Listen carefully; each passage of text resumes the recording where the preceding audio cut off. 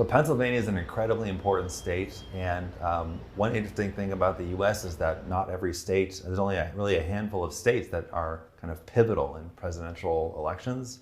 And so a lot of voters will live in states that are deeply red or deeply blue, and they're important, but they're not as important in terms of being, actually deciding a race. Pennsylvania is very closely divided politically. We went for Donald Trump in 2016. We went for Joe Biden in 2020, and both times it was a difference of 40,000 votes or 80,000 votes in a state of millions of people. So we're closely divided. We're also very big. So the way that the Electoral College works, the more states you win, the more electoral votes you get, and the more electoral votes you get, the more likely you are to win the presidency.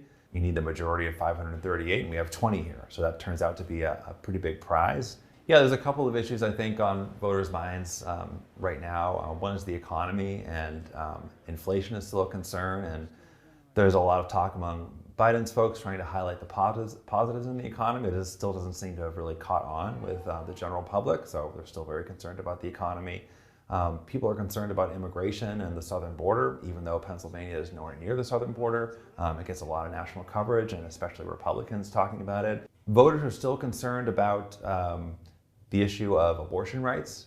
So in 2022, the Supreme Court really, when the Supreme Court overturned Roe v. Wade, that sent the issue back to the states, but also sent the issue back into the political debate.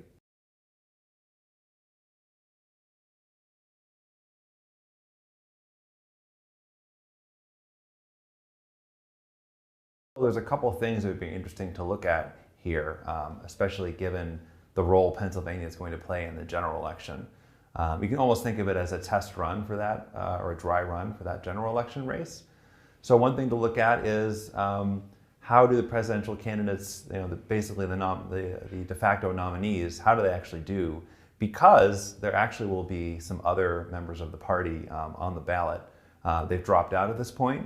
Thinking about it as a sign of conflict within the party, how excited each party's base is about their candidates.